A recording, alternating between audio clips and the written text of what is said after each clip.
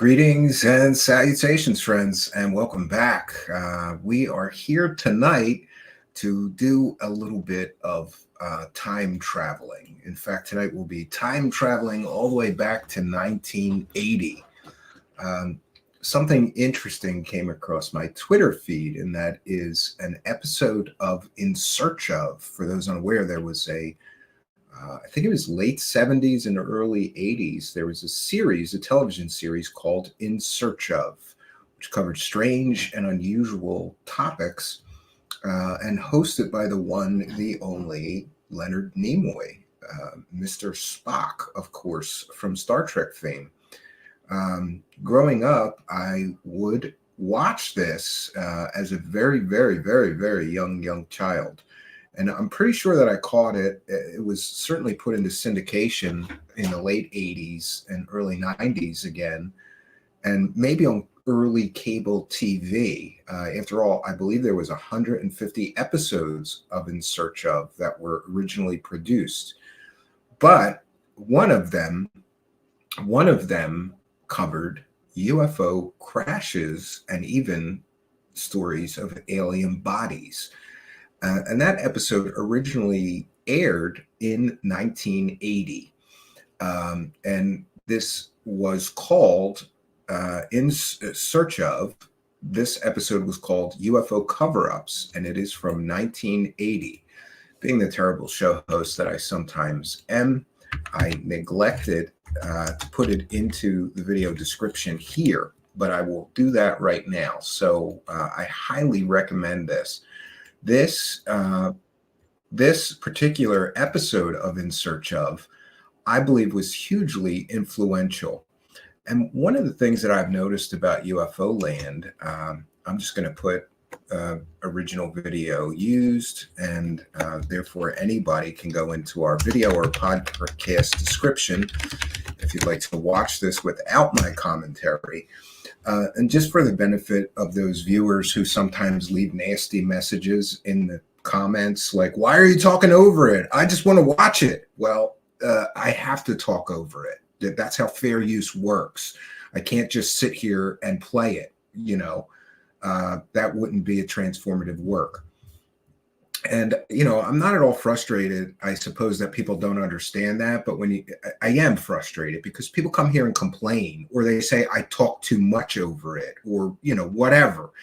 That's what you have to do to make it a transformative work. It's fair use policy. I can't just sit here and play it.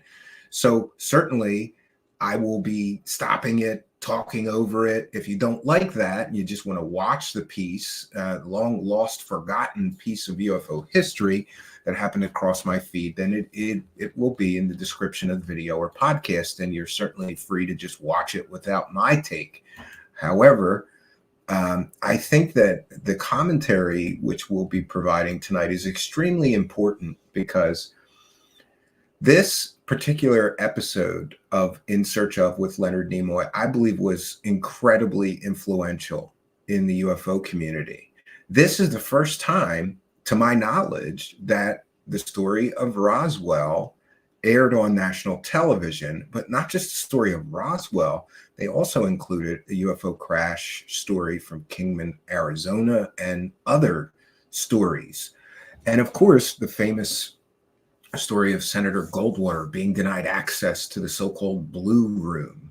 I believe this is the first time that was on national television, that particular story. It's also the first time that on national television, stories of where these alien crash retrieval materials go to, in the form of course, Wright-Patterson Air Force Base, the Foreign Technology Division, stories of cryogenic freezing chambers that the alien bodies are kept in some hangar basement, are also included in this particularly interesting episode of In Search Of. And I do remember watching this, but I don't think that I saw this until maybe the early 90s. Maybe somebody had VHSs, or saw it on early cable. In any case, given that there's just so many people making claims of alien crash retrievals, alien bodies, and alien spaceships being recovered by the United States government and stored in some hangar. I thought it's important that we recognize that none of these stories are new. And tonight we'll be time traveling all the way back to 1980, when these stories were somewhat new or novel. I think it's also incredibly important to note that nobody has proven these stories from 1980 are true. So when we get to a situation of somebody like Dave Grush, who is making incredibly similar claims, and for 212 days now has provided zero evidence that his stories are actually real or true or verifiable, people are getting upset with me. Like, people are literally yelling at me, threatening me, because I keep saying, like, hey, without evidence, these stories have no value other than, I suppose, a philosophical value if they make you think about humanity and your place in the universe, or if they make you ponder other intelligent species throughout the universe. Maybe there's a little bit of value there.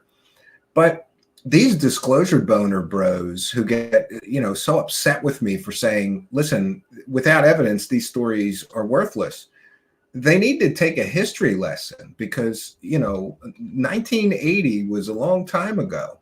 And it's interesting to me that these stories have been around. Here's a verifiable example of these stories being around since at least 1982. It's 2020, or excuse me, 1980. It's 2024 right now, which means that these stories about alien bodies, alien crash retrievals, and more, they've been bouncing around for 44 years. 44 years is a long time for stories to develop.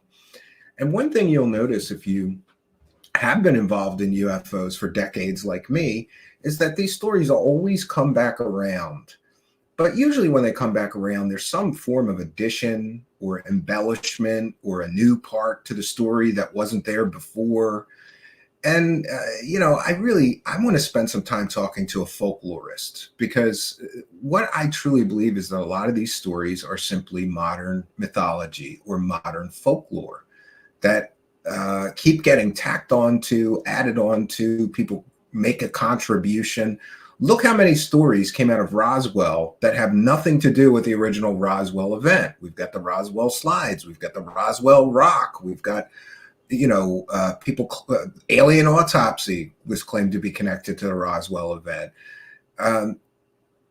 It's interesting to me that so many of these stories have been bouncing around for literally decades. And one of the things that just kind of makes me laugh is that these people get so angry and upset with me for saying that David Grush has no evidence of his claims, because largely what David Grush is doing is repeating stories that have been in UFO lore or mythology for decades now, and they haven't been proven. And, we talked about this situation before. I believe in the concept of falsifiability. And what does that mean? That means if a story is out there and I cannot prove that it is true, but I equally cannot prove that it is not true, then that just leaves you at an impasse. That means the story doesn't pass the test of falsifiability. And to me, that means it has no evidentiary value, because it just leaves you at an impasse. Well, great story. Got any evidence? Not really. I got somebody telling a story that, and, I get it. People get in arguments with me. Well, firsthand witness testimony is evidence, Stephen. Okay. But if you're going to be making fantastic claims like an alien spacecraft crash landed in the desert and bodies were recovered and taken here and the spaceship pieces were taken, you better have some evidence other than your story. And it seems to be that the longer I'm involved in this whole genre, the more I just see these repeating patterns. And Dave Grush is no different. Here's a guy with high-ranking military credentials who comes out and says some pretty incredible things. But the problem is all of this has happened before, and it will all happen again. And so here we are 44 years after these stories that we're going to see tonight were originally shared. And by the way, these stories were sold. I'm sure Leonard Nimoy made a handsome sum for hosting this television show. I'm sure that the participants in this show that we're going to preview with you tonight, I'm sure they were paid for their participation or offered some other compensation for participating in a television show. You know, back then, television shows were very lucrative. So I wanted to do tonight, first of all, to just kind of relive my love of this series. Maybe we'll do some more if we find some more episodes that are really pertinent and appealing, and use them as an education tool. So, you know, but to the people that are constantly arguing with me when I say things like David Grush is never going to provide evidence of his claims, you know, I say that because I'm a student of history, and it's only through the lens of history that we can truly understand today. You know, people are acting, and another problem is that some of these people are brand new, or they came here in 2016 or 17 because of the New York Times article about the fake Pentagon UFO program director that never ran a Pentagon program. That's a whole nother story. You could buy the book, but not from me. Yeah, I hear it's going to be redacted. And I jokingly said on Twitter that Lou Elizondo is going to redact the parts of his book where he lies and says he ran a Pentagon UFO program to avoid prosecution for consumer fraud. I don't know. There's some kind of rumors he's going to have redactions in his book. Just edit that shit out, man. I don't understand it. But anyway, I think a big problem is that a lot of people came here in 2016 or 2017, and they don't know the history of people telling very, very incredibly similar stories and then never providing evidence or proving their stories. Decades go by, they still haven't proven their story was true. I mean, you know, how long has it been since Travis Walton started making money selling his story? He is a staple. At every UFO conference, Travis Walton is there telling his story again. He's been doing it for decades. He's been making money, full-time earnings from his I got abducted by aliens story for decades. He's never proven anything. And that's just one example. There's hundreds of other examples. And by the way, I guarantee that Dave Grush will be working UFO conventions very soon. And once he gets into that racket, he's going to be another Travis Walton. Every UFO convention, oh, Dave Grush, talk about non-human intelligences again, right? And the stories that other people told him within the government and whatever. Step up, pay your $500 and hear this clown tell unproven, unverifiable stories with zero evidence. We're already at 212 days, but hey, maybe someday he'll have evidence. And his story keeps changing. Remember, first they kept saying he has no firsthand knowledge. Now, suddenly, when people are tiring of the same story and starting to demand evidence from, you know, Clown Grush, now all of a sudden he's got some firsthand knowledge that he'll be dropping soon. And I predict he will equally have no evidence of that. It'll just be him telling a story of some things he saw or witnessed or whatever, and he'll have no evidence to prove that those things are real or true or accurate. And it's going to be more trust me, bro. So we will be putting our fair use banner up this evening. I forgot to do it yesterday. I hate when I do that. So this is a transformative work. We're educating the public, and we'll be critiquing the video that we are sharing. This is a transformative work. You can help me make it a transformative work by commenting on what we're watching, which I will share on the screen. Thereby, you will help us to be covered under fair use and make this a transformative work. So we're going to get into this video. And I have to say, I found on eBay, you can buy the entire In Search Of. Let me see if I can find it again real quick. I think you can still buy the entire collection of these. $37. Wow. I think this was well worth $37. And I gotta tell you, I love Mr. Spock.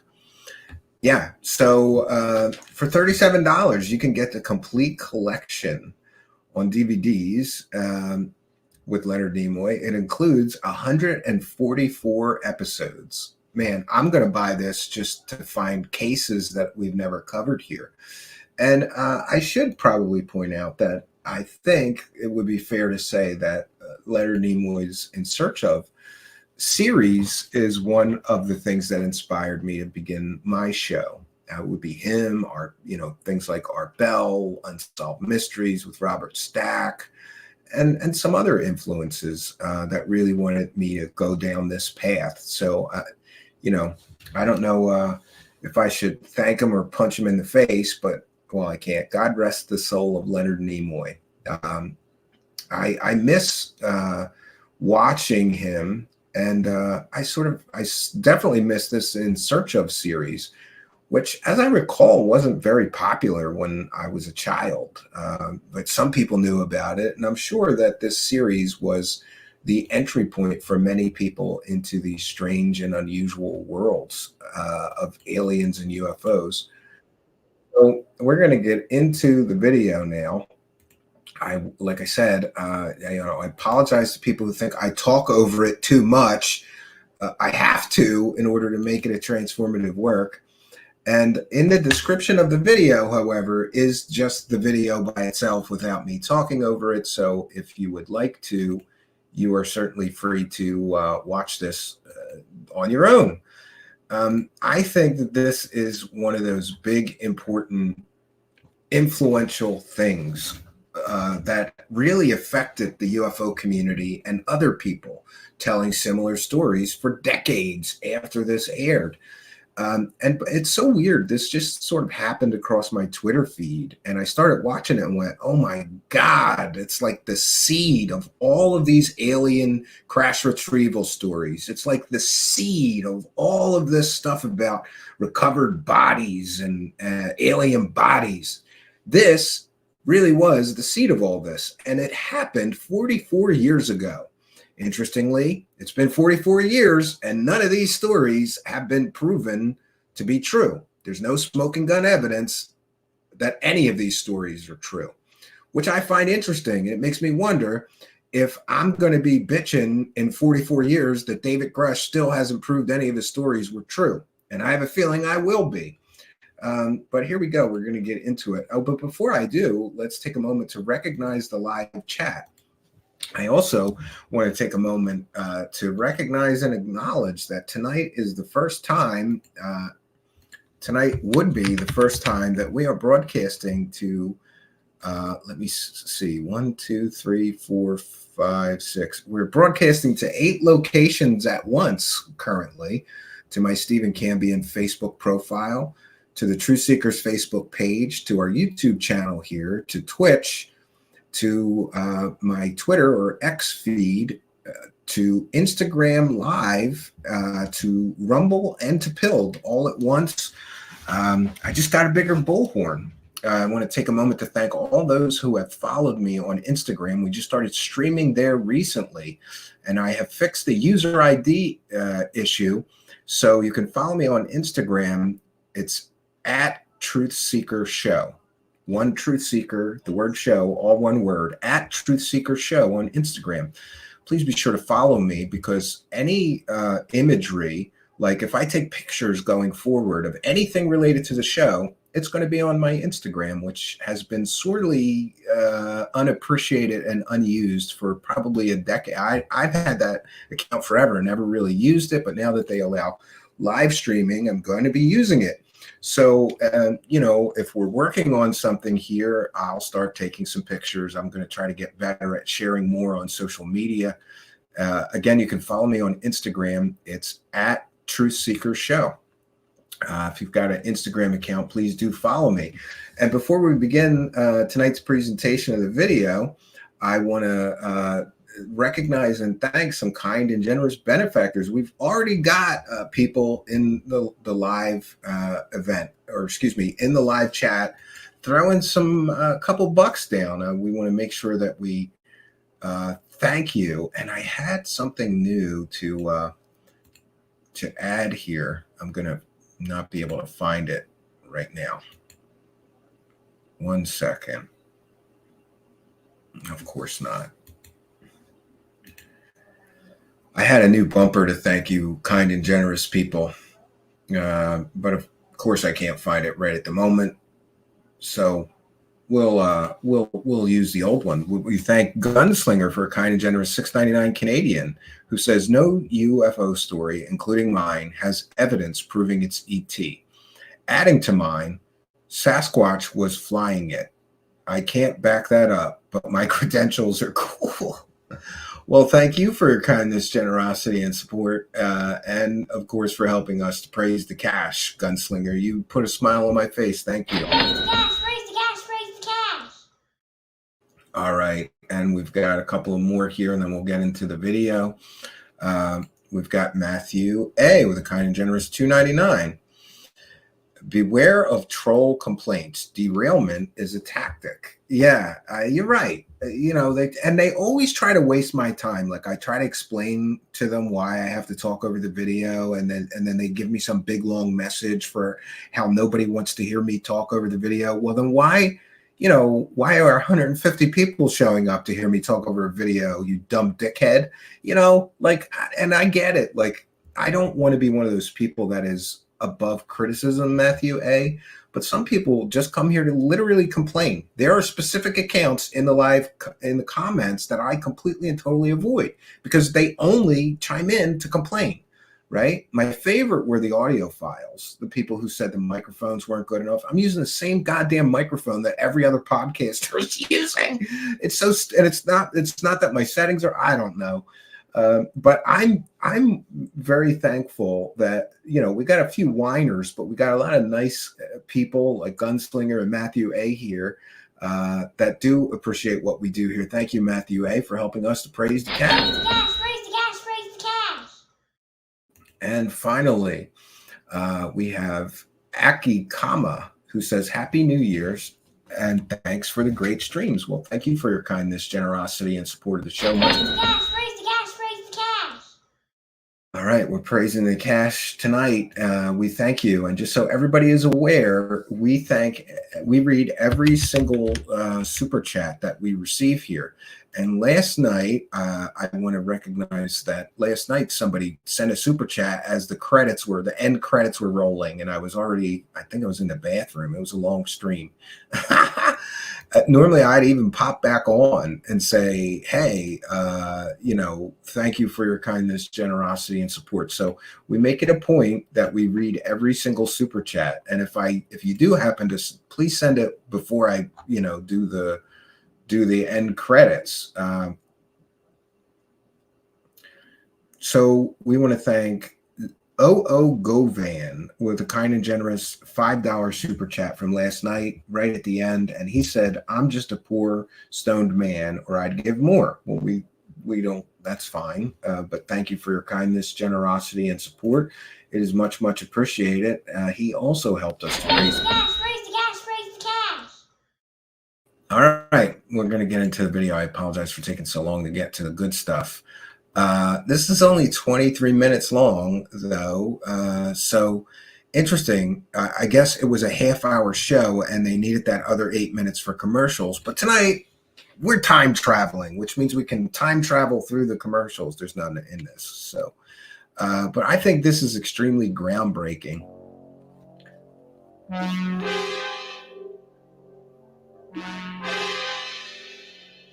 This is the clearest film ever shot of a real unidentified flying object.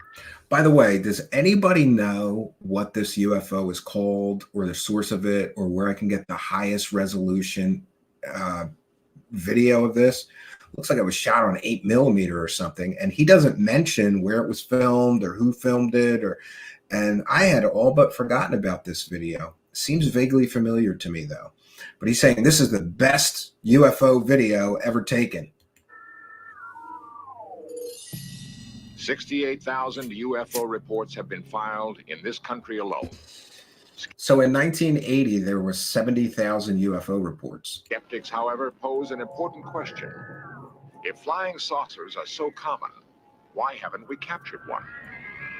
In a remote New Mexico desert, researchers have discovered a startling answer to that question.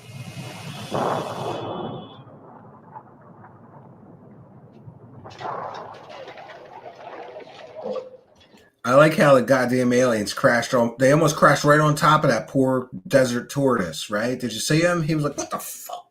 Right?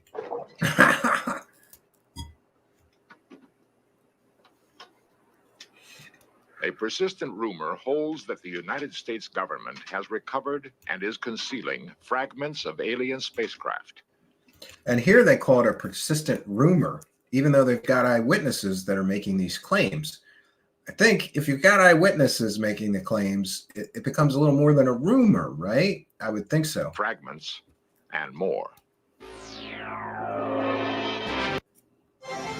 Oh, I should have mirrored this. I apologize. I didn't realize this was monetized. It's on somebody's site that does restorations, somebody's YouTube channel. So I thought we were going to get out without the commercials. Apologize. And I'm going to just fast forward past the music because that can get us a copyright claim. The only ones to the mysteries we will examine. Charges of a UFO cover-up began almost with the first famous flying saucer sightings in late June 1947. It's curious. These reports seem to center around These are some early UFO photos, huh? areas where atom bombs and rockets I'm sure I've seen some of these in books. were tested. These are pretty old UFO photos. Were alien forces keeping watch on the new weapons we savages had invented? And there is the reference that UFOs were somehow attracted to atomic tests. And there have been many people, including Stanton Friedman, who put forth the theories that the UFOs began appearing so much because they were interested in what we were doing with atomic or nuclear technologies. Again, that's a theory and it's never been proven, but there seem to be an inordinate amount of UFO sightings over nuclear sites, nuclear powered aircraft carriers, nuclear power sites, nuclear silos containing nuclear missiles, even UFO sightings, I'm told, over over nuclear waste sites for some reason. The flying discs became the Pentagon's nightmare. Seemingly, our fastest jets could never come close to their incredible speeds and right-angle turns. Here we go again. Where have we heard that before? That this technology defies the laws of physics. They do right-angle turns, and we don't have anything that can do right-angle turns. Well, maybe those things were pretty rare in the 50s, 60s, 70s, 80s, and 90s. But now anybody can go to Walmart and buy an aircraft that can do right-angle turns for $25. UFOs were said to be able to shut down guided missiles by remote control. Again, more parts of UFO mythology that have really, there's books documenting some of the claims like that. But interesting, this 122-minute video, I'm telling you, this is just chock full of this is basically it's like David Grush watched this and got all his talking points from this or something similar. And of course, there's this tendency for UFO people to just parrot and repeat things. I've noticed this talking point. Look how many assholes were walking around saying catastrophic disclosure after that talking point became established. And these UFO parroteers, they just repeat whatever they hear. So many things in this short 22-minute one episode of a television show have been repeated ad nauseum in the UFO community. The Air Force organized Project Blue Book to officially investigate UFOs. Since its termination in 1969, Blue Book has been alternately praised and damned. Well, the Air Force position is that we investigated UFOs for 22 years, over 12,000 sightings. Colonel Don Burgrave, U.S. Air Force. About 95% of all the UFOs were explainable. They were weather phenomenon, they were balloons, they were airplanes, they were lightning.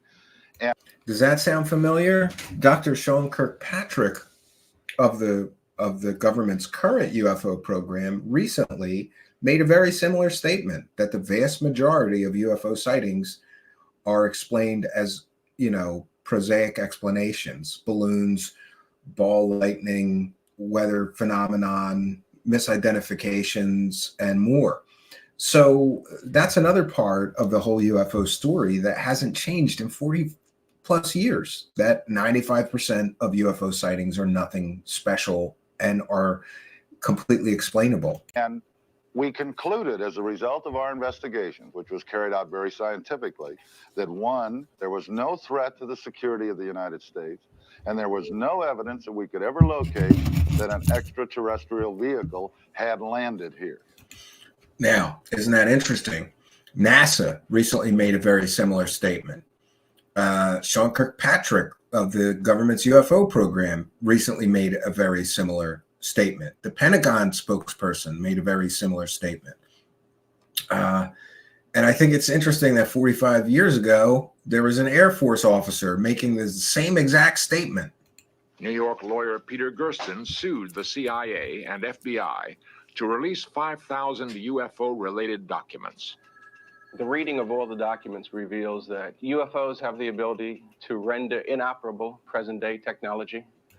That's pretty interesting. UFOs have the ability to gain access to our most sensitive military installations, unrestricted and unlimited access to nuclear installations. There's no doubt about it. Does that sound familiar too? We've got a lot of people making very similar claims. Oh, these things operate with impunity over restricted airspace, right? All of these talking points in this original piece from 1980 have been repeated, like I said, ad nauseum. In my mind that there's a government UFO cover-up. Ray Fowler, civilian UFO researcher for 17 years. I've talked to military people who have told me about government cover-ups, how they've been instructed to say this and to say that. And I worked for the United States Air Force Security Service myself, and which worked for the National Security Agency. And I'm very familiar with intelligence operations and cover stories and things like that. Oh, look at this. A former intelligence officer turned UFO guy. Where have we seen that before, right? It's so uncanny how little has changed in the UFO community. This guy worked for Air Force intelligence and the NSA, and then he became a UFO guy. Sound familiar, David Grush? So there's no doubt in my mind that there is a cover-up. So it's nothing new that a high-ranking intelligence officer, formerly working for the United States government, suddenly becomes a UFO true believer and makes incredibly similar claims that David Grush is making right now. If there was a planned cover-up, then they were very successful in keeping it from me. Colonel Robert Friend, former head of Project Blue Book, now an engineer on the space shuttle. A lot of these organizations decided that there was a cover-up because the Air Force didn't pursue these sightings to what they considered the ultimate conclusion. Or perhaps people decided there was a cover-up because they didn't get the answers back from the government that they already believed or wanted. Does that sound familiar? It's exactly the same thing that's happening right now. If there has been a UFO cover-up, it began in Roswell, New Mexico. Near White Sands and Alamogordo, Roswell was home base for many early tests of atom bombs and guided missiles. Here also, the practice of military stonewalling may have been perpetrated. The case began when Roswell businessman Dan Wilmot witnessed an amazing object over the town. Yeah, this is a little left out part of the Roswell story, but before the crash and Mac Brazel and the major Roswell event, there was this couple that saw UFOs in the area. I think it was a few days preceding the actual crash event. His son tells the story. This was their home in July of 1947, and it was one summer evening. They were sitting out here. Dad looked up in the west and saw an object that came down and had lights blinking, and it was rather frightening to him, but he said all of a sudden it seemed to rock a little bit and sort of counterbalanced itself wiggle a little bit, and then seem to settle down and take off at a rapid rate of speed. And this is an event that directly preceded the more well-known Roswell event, the actual crash. And another one, a friendly colonel. Yeah, what is it with colonels being involved in UFOs, right? It's more fun for them to believe, and then they can get mad at the truth. Isn't that the truth?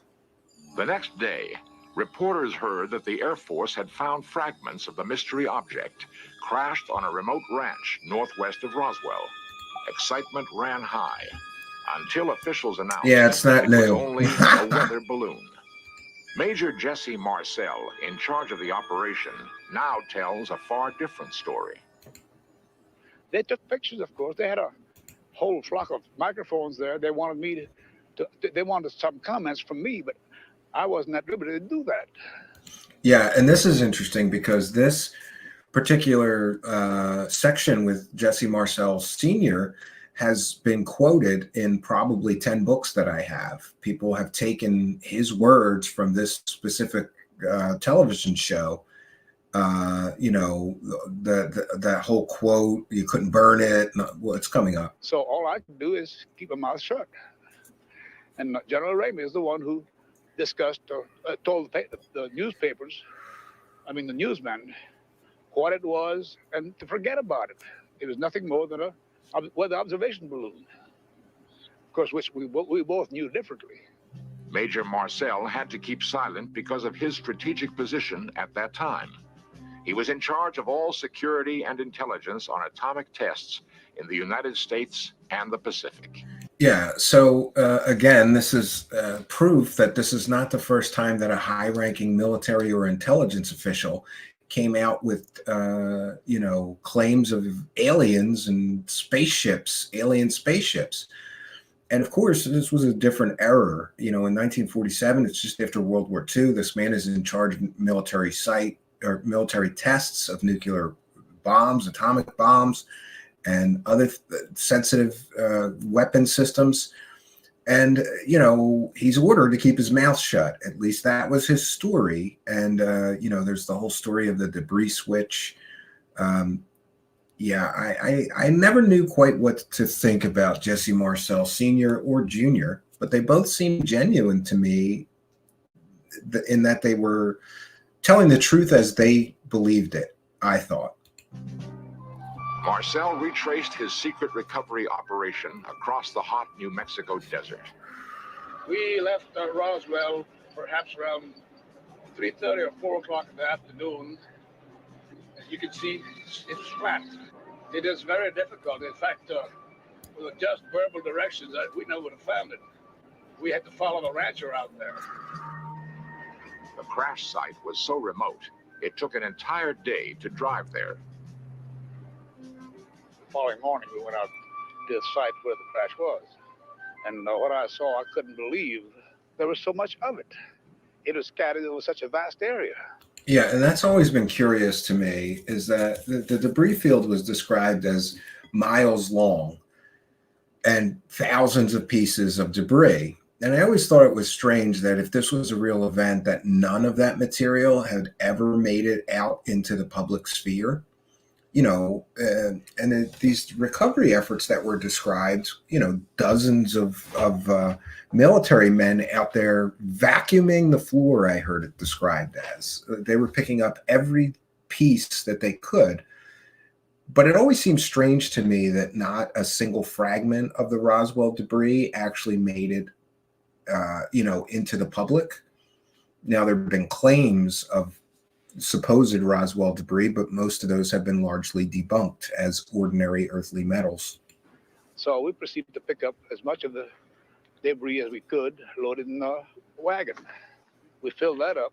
It took us a good part of the day to do that because there's such small fragments that we had to do a lot of picking. There's the poor turtle those aliens almost killed when they crashed. We found a piece of metal about a 1.5 foot to 2 feet wide and about 2 or 3 feet long. Felt like you had nothing in your hands. It wasn't any thicker than the foil out of a pack of cigarettes. But the thing about that got me is that you couldn't even bend it. You couldn't bend it. Even with a sledgehammer would bounce off it. So I knew that I had never seen anything like that before. That's an interesting description. So a sledgehammer bounced off of something the thickness of foil from a cigarette pack. So something the thickness of aluminum foil was somehow able to deflect a sledgehammer shot. And as of now, I don't know what it was. There is new evidence that the FBI then got into the case with a different cover story. Lawyer Peter Gersten, searching through declassified government documents, came across a mention of the Roswell case. One of those documents. What's interesting is this guy Peter Gersten was sort of the predecessor, or I would say he was sort of the predecessor of John from the Black Vault. He would sue the government and force them to release information and documents. I'm not sure if this was before or after. I'm not sure how long FOIA has been in operation, but this guy used to force the government to release documents, much like John from the Black Vault currently forces the government to release documents and information.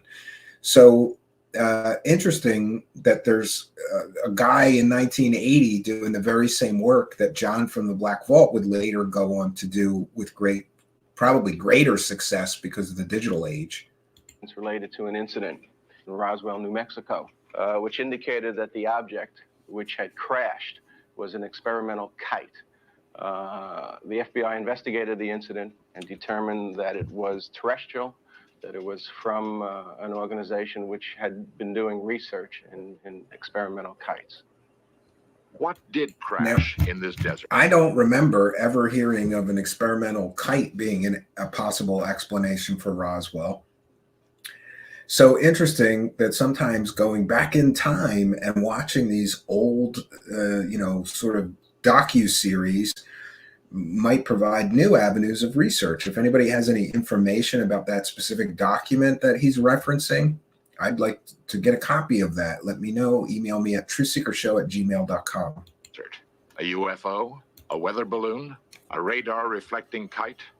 It was not anything from this earth. You're exactly right, Michael. The names have changed, but the story hasn't. I was familiar with just about all materials used in aircraft and in our air travel. This is nothing like that. It could not have been. Yeah, and I always found it very interesting. This Jesse Marcel, he was an intelligence guy with the only bomb wing that handled atomic weapons. He had access to all the best information, and I think that he would know the difference between a weather balloon. He'd know as soon as he saw, pieces of a weather balloon that it was a weather balloon. Up until his death, Jesse Marcel Sr. and Jr. were adamant that what they witnessed and the pieces that they held in their hands were not pieces of a weather balloon.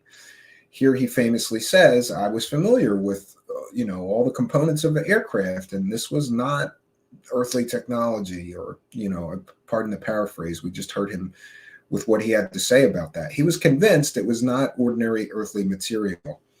And that's always weighed heavily on me because of this man's knowledge and experience. I can't imagine why he would be confused. Some of the debunkers have said, oh, he just was confused. It was just weather balloon debris or mogul balloon debris. It was latex and sticks and foil. I just think that the guy would know a radar reflector when he saw it, and that explanation doesn't really jive with the descriptions of the materials recovered.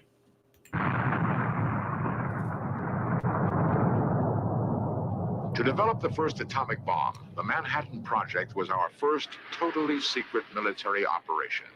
Secrecy has continued to this day as an instrument of foreign policy. Official fabrications have become a vital link in security. We never admitted such a spy plane as our U-2 existed, until the Russians managed to shoot one from their skies. Yeah, that's definitely true. The United States government has secret technology, and they will only acknowledge it when they were forced to.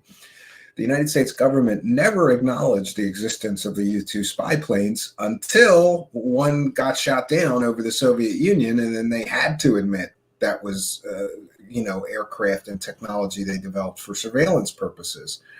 And that put the United States in a very precarious diplomatic situation, because it essentially meant that we were flying illegal surveillance missions over a foreign government's, restricted airspace, something that would be considered an act of war if somebody did it to us.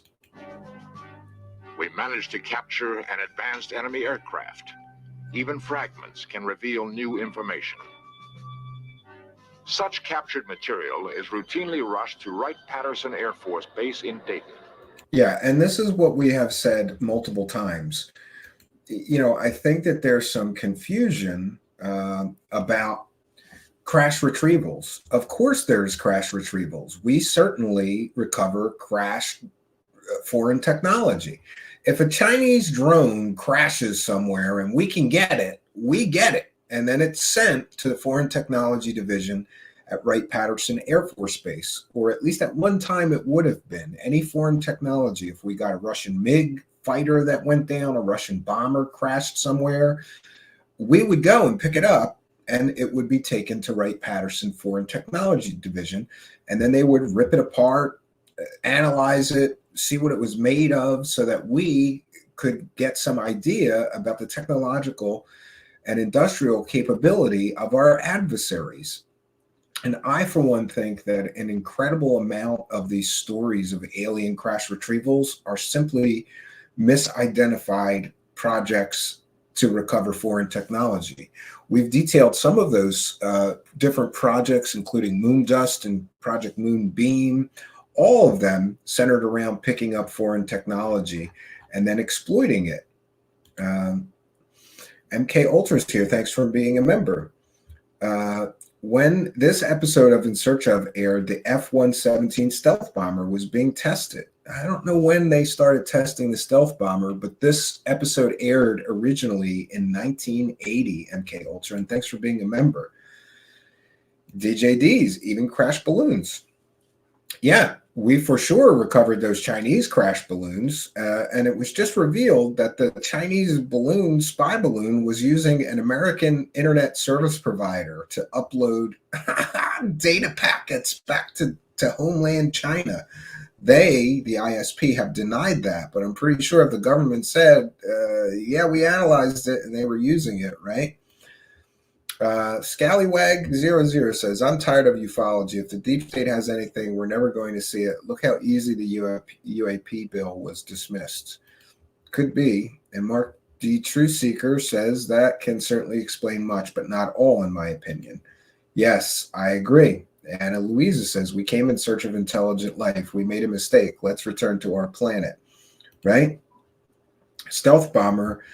F-117 Have Blue project first flew in 1978. Yeah, but the Have Blue was the predecessor to the F-117, I think. I mean, I got to look at a timeline, Steve Long, but you're correct. Around that time, they were test flying stealth aircraft. So interesting that they're talking about all this secret technology in this episode while secret technology is being test flown as this is being aired. To the Top Secret Foreign Technology Division. This place is so classified that former Air Force General Senator Barry Goldwater was once denied entrance. And here is the famous story of Senator Barry Goldwater that, again, it gets repeated ad nauseum, that he went and tried to get access to the so-called Blue Room. And interesting of note that Michael Schratt's YouTube channel is called Blue Room Media. And he did that based on this story of Senator Barry Goldwater, who went looking for the UFO crash retrieval programs and was apparently denied access to that information and denied access to the so-called Blue Room, which is the place where they legendarily kept the alien technology and the alien bodies that have been recovered from crashes.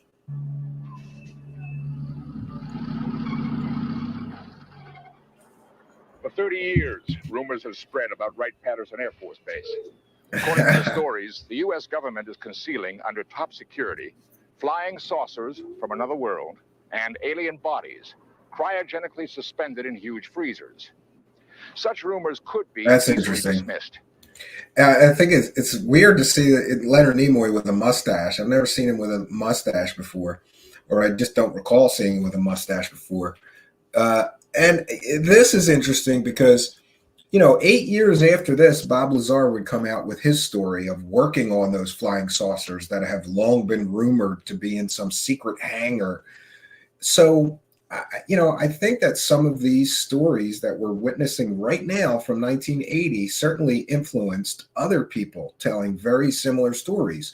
Or remember, a lot of people seem to forget this, but I tend to notice that many people come out with their story, which has always got some seed or root in another story. Like, well, there's all these rumors that the United States government is in possession of crashed alien retrieved material and crashed flying saucers. 8 years later, Bob Lazar comes out with his story, building on the already accepted belief among many that the United States government is in possession of alien technology or flying saucers. So perhaps Bob Lazar just took what people already believed and expanded on the story. Except that UFO researchers have gathered information leaked from military sources. Isn't that interesting? 44 years ago, UFO researchers were gathering information leaked from military sources, kind of like Jeremy Corbell leaking classified images from a classified briefing that were leaked to him by a military source, or like those drone videos he released that were leaked to him by a military source. So somebody in the live chat earlier said that the names have changed, but the stories remain the same. So much is identical today, 44 years after this, to what we saw in 1980. It's a strange cycle, my friends. Sources who claim to have seen the craft and the bodies. The stories and rumors all mention a mysterious Hangar 18. Yeah, and it's interesting that there is no Hangar 18 at Wright-Patterson Air Force Base, but there is a Building 18 that has long been rumored to house the alien technology. The ultimate repository. In search of cameras were the first allowed to photograph inside this hangar. Is it possible that here in Hangar 18, highly secret activities once took place?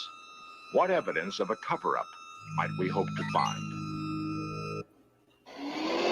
It's also interesting to me that we can see as far back as 44 years ago, and I think longer than that, people were claiming that the United States government was covering things up. Certainly, during the early contactee movement in the 1950s, people made incredibly similar claims that the government knows about our alien brother visitor friends and they're covering it up.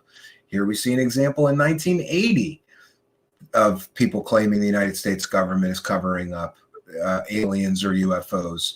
And of course, today, anytime something happens that does not confirm people's cognitive bias or things they already believe, like the government is in possession of alien bodies and crash retrievals, anytime the government denies that, people cry cover up.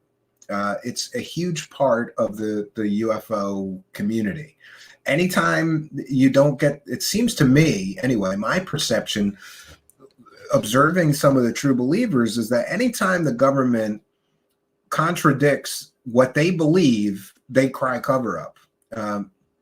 Now, certainly, I think there is evidence that the government covers things up, including things related to UFOs, but that may be simply national security or an attempt to not embarrass themselves.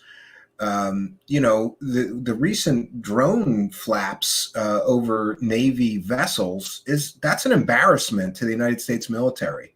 Like, you got drones that are just able to fly right over your multi-million, hundreds of $1 million aircraft carriers or, battleships, and you guys can't stop them. That's embarrassing to them. So it seems logical to me that some form of cover-up may simply be them covering their asses.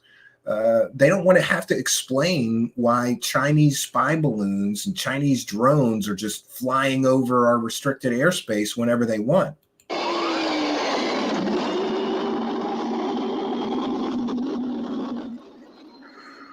Wright-Patterson is one of the largest and most complex air bases in the world. In the Foreign Technology Division alone, hundreds of secret experiments have been undertaken. Yes, and the Foreign Technology Division is where they take all of the recovered, at least for a time, it was where they took any recovered foreign technology.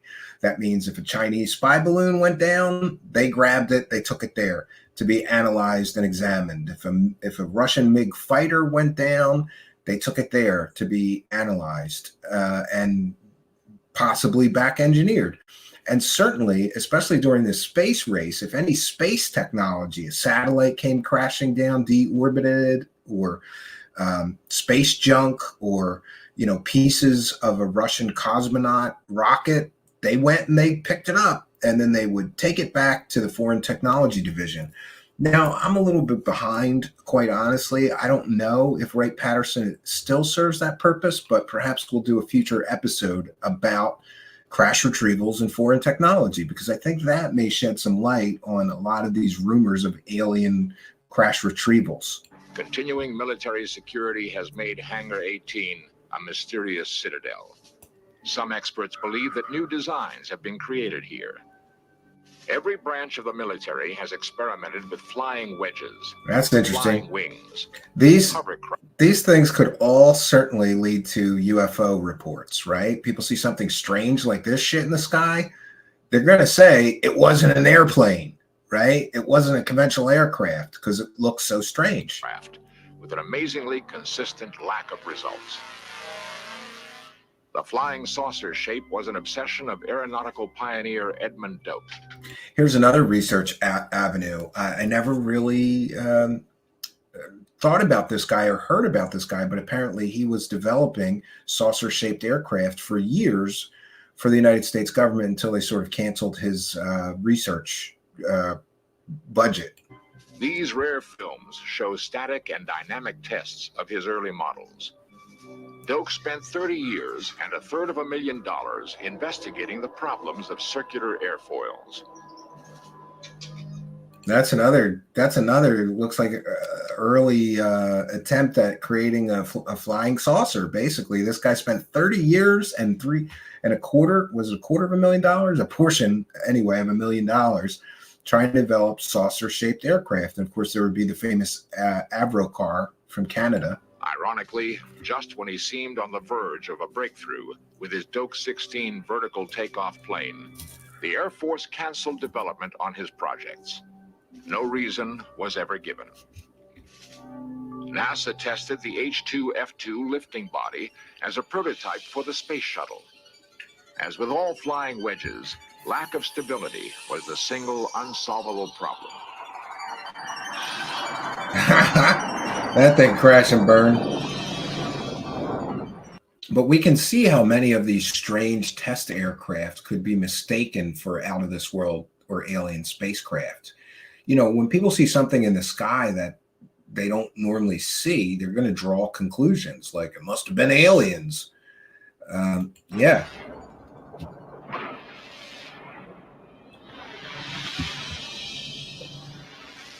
We are unable to confirm a single successful test of a manned flying saucer.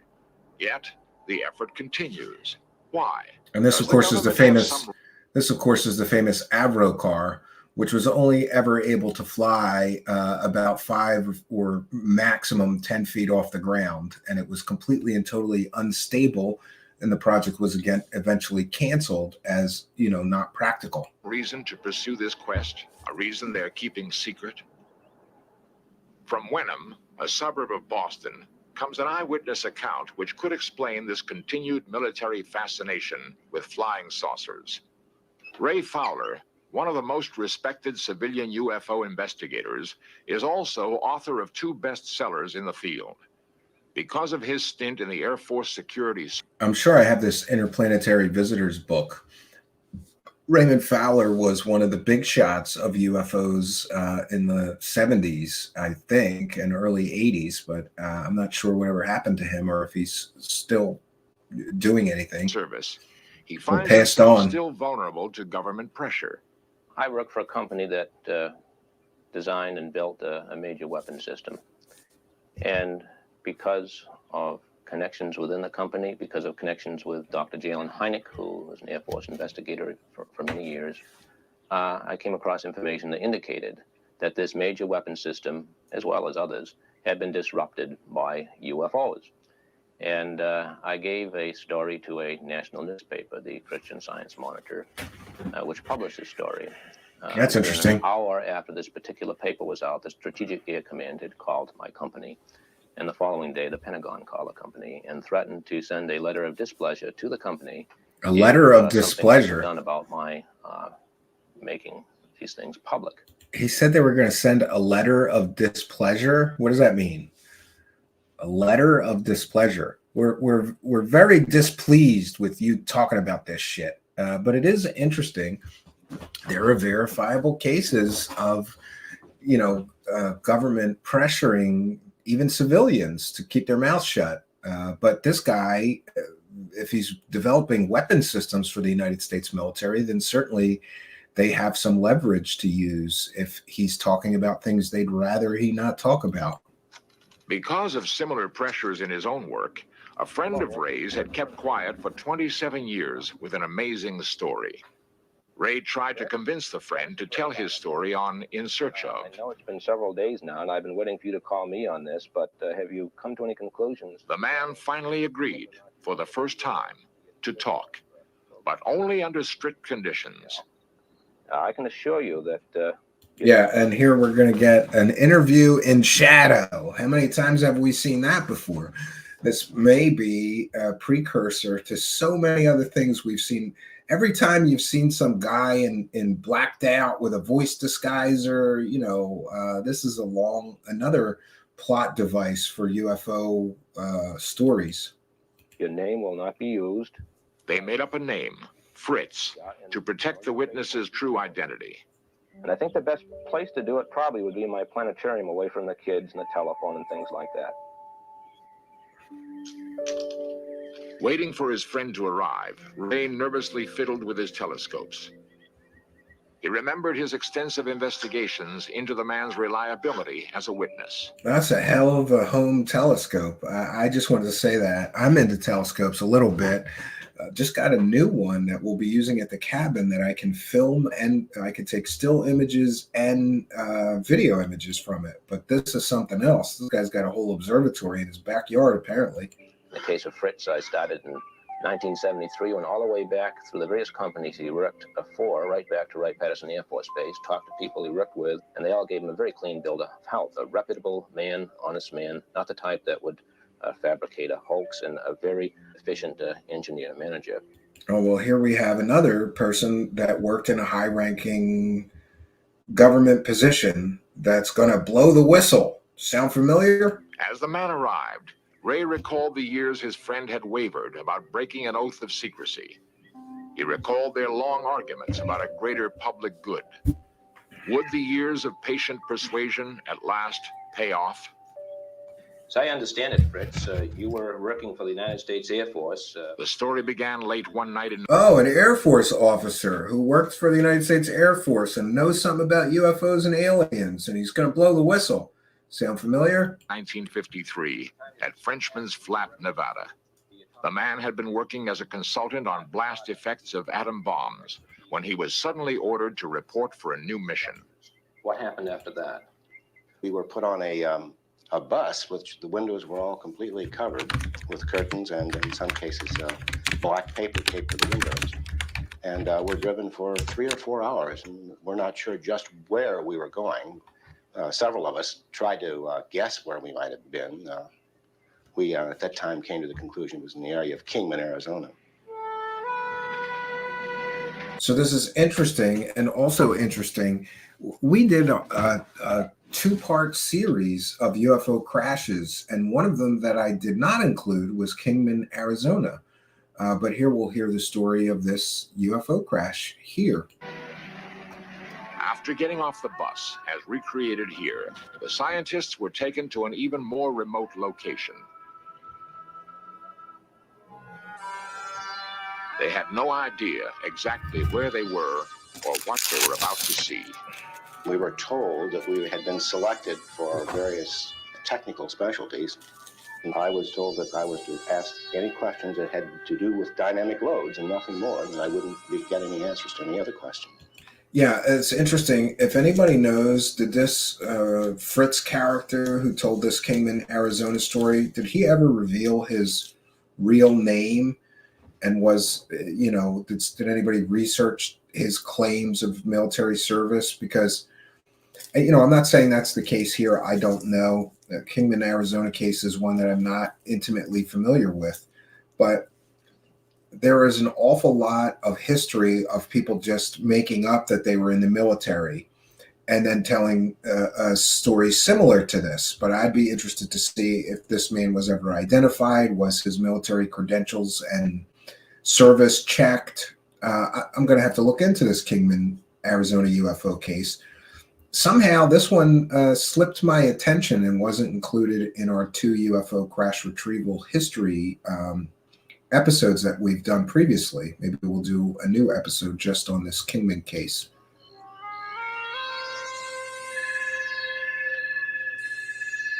It was a cool recreation anyway. It looked like 2 saucers, I would call it, one on top of the other, inverted, probably 25 to 30 feet in diameter. In terms of something known, what kind of metal would it look like? Well, it would look like a brushed aluminum. I'm sure it probably wasn't that. I say that because I noticed no scratch marks.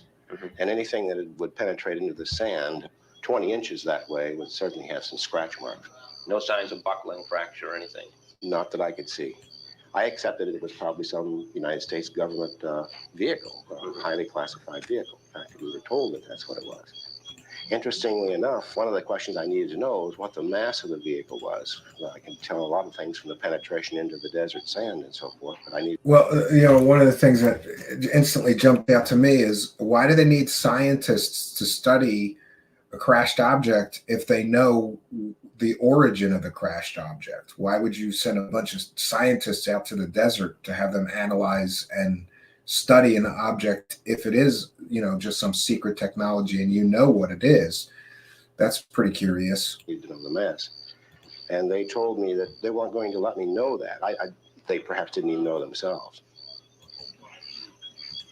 There was also a tent, which I didn't get to look into, but one fellow whom I did happen to talk with briefly until they told us to stop talking, said that he had seen 2 bodies inside this tent, 2 alien-looking bodies.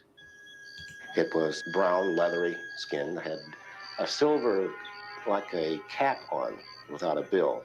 That's pretty interesting. So here we get a story about a flying saucer that crashed, and there was bodies recovered in the crash. Like a skull cap? Yes, like a skull cap.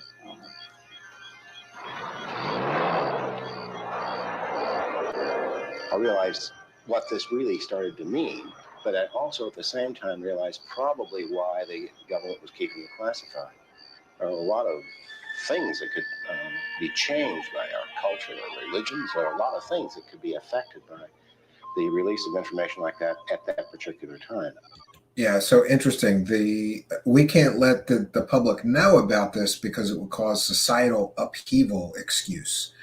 And there is some substantial and supportive evidence that that's exactly what the government believed, at least for a time. The Brookings Institute report essentially stated that if NASA or the United States government were to come across evidence of an alien civilization, say on Mars or on the moon or, wherever, they would not tell the public. And that was the recommendation given to the government. Like many other UFO stories, this also concludes with the recovered craft taken to Wright-Patterson Air Force Base. Cameras are normally prohibited there, but In Search Of was allowed to photograph certain declassified areas. We found there actually are huge freezing chambers inside the legendary Hangar 18. It's not a hangar, it's a building, but that's interesting. There are freezing chambers in this building. What do they need? What does the Air Force need freezing chambers for? The only knowledge I have of little green men, Martians, or whatever would be from the articles I've read of some of the published novels like Frank Scully's book and things like that. Don Ritter, buildings manager since 1942, claims the giant freezing cells were never used for storage of alien bodies. Now we're going to get an explanation for why the Air Force needs giant freezing chambers. Building 18 at Wright-Patterson was used primarily for cold soak engine testing, and we had 4 cells in this facility that... Oh, a likely story. They used the freezing chambers for cold cell engine testing? I don't know. We would take down to minus 65 degrees Fahrenheit, soak the engine for some period of time, and make the engine starts to test components, engines, and whatever for cold starts. My major criticism is that from way back in the 1947s, there should have been a gradual information release and had the public accustomed to what UFOs are, what we're trying to do about them. That's interesting because a lot of people think that slow drip disclosure is happening now. And instead, they've covered up so long that to admit that they've covered it up, it's almost like another Watergate. Plus the fact, I think they don't have the answers. And yeah, a lot of people seem to think that maybe the government just doesn't know any more about these strange things than we do. And interesting, he used the term another Watergate because Stanton Friedman famously called the UFO cover-up the cosmic Watergate. If they admitted even what they knew, people would want to know more answers. They don't have the answers to give them. I'm sure they don't have the answers to give them. Based on my own personal and professional experiences for the last 26 years of wearing this blue suit, and most of that I've been in the public affairs business where I'm responsible for releasing information to the public. I can assure you on behalf of the Air Force that there's just no truth to that at all. Inside the freezing chambers of... That's funny. So the Air Force guy says there's no truth to the cover-up. Says the people being accused of the cover-up, so take from that what you will. No truth to that at all. Inside the freezing chambers of Hangar 18, we've examined one small clue in the mystery of the UFO cover-up. Whether it proves fact or fiction, this search for flying saucers has already profoundly influenced our perception of our place in the universe. Yeah, I think it's interesting that there really is freezing chambers in Building 18F there at Wright-Patterson Air Force Base. And I guess if you want to be skeptical, you could say, well, that's where the rumors of bodies being stored at Wright-Patterson came from those freezing chambers. But they were just being used for engine tests. And a believer would say that's what they want us to believe, but that's where they keep the bodies. And by the way, if there was a government cover-up, I really don't think that the people performing, perpetrating the cover-up would invite Leonard Nimoy and a camera crew inside to see those freezing chambers, right? What do? Like, shit, Leonard Nimoy's here. We got to move the alien bodies so that he can film it. Show it to him empty. And then as soon as Leonard Nimoy and the film crew were packing up and leaving, what do? Like, wheel the bodies back into the freezing chamber? Who knows, right? But interesting to see where the seed of so many of these stories came from. And also interesting to see that none of these stories have been proven to be true. So far, all we have is just stories. Colonel Robert Friend, former head of Project Blue Book. I believe that speculation and the scientific approach to it can't live together. I would feel that there were, in lots of instances, cases that had potential scientific pay dirt that possibly should have been pursued further. And in that regard, yes, I think that some of the cases had a lot of promise. The Roswell. Well, that's interesting. And there's a guy who ran the government's UFO program for a time, sort of a predecessor to a Sean Kirkpatrick or some of these other current leaders of the government's effort to investigate UFOs. And a lot of promise. The Roswell case and the strange story of the man known as Fritz are two dramatic examples of close encounters of the fourth kind. Like the 68,000 reports on record of UFO sightings, they exist in a limbo, halfway between science and speculation. That was at one time apparently the best film of a UFO ever taken. Okay, so we made it to the end. I'm not going to play the end credits because the music may be copyrighted, and we'd like to avoid those copyright claims and complaints. It's just more paperwork that I don't really want to do. I'm going to be taking some comments and questions from the live chat, but now is a good time to remind you that we are a viewer-supported show. And what that means is that, like the PBS model, if you first of all the content that we create will always be free, with the exception of a couple of extra videos that I put on our Patreon and channel member pages. But we exist through the kindness, generosity, and support of people like you who like what we're doing here and want to see us continue doing it. Yeah, and it's interesting. So In Search Of was one of those things that inspired me to create Truthseekers. And one of those other things that inspired me to create Truthseekers was, of course, the Twilight Zone. And now through the wonders of AI, I get to live a fantasy and become the host of Twilight Zone, at least digitally. We want to thank Mr. Ian for some of these wonderful things he's producing. They're creepy as hell, but it's creepy to see yourself as somebody else. Here's one recent example. You walk into this room at your own risk because it leads to the future. Not a future that will be, but one that might be. This is not a new world. It is simply an extension of what began in the old one. It has patterned itself after every dictator who has ever planted the ripping imprint of a boot on the pages of history since the beginning of time. It has refinements, technological advances, and a more sophisticated approach to the destruction of human freedom. But like every one of the superstates that preceded it, it has one iron rule.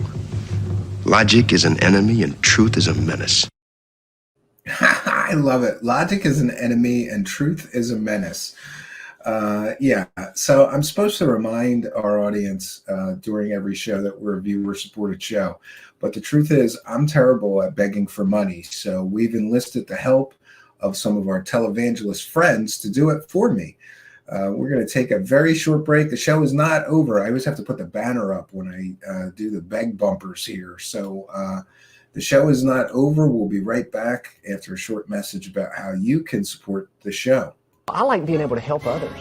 I like being able to fulfill my dreams, and it takes money to do what we're doing.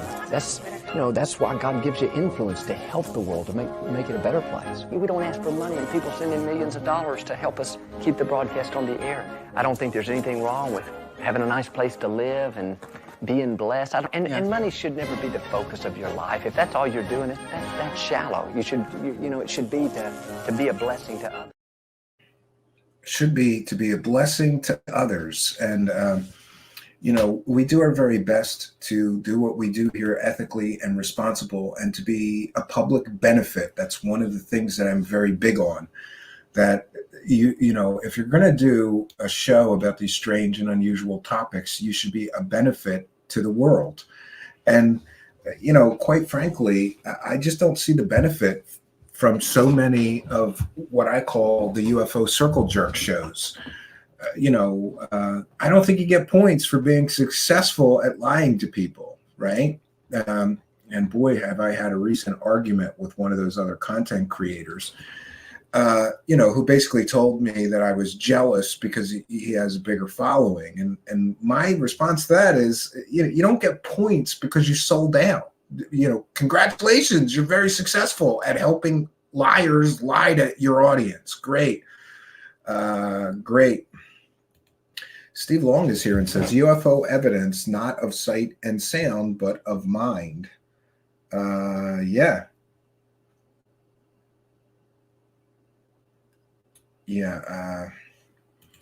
Donovan says, same AI, same old. Oh, yeah. That's another person we don't talk about.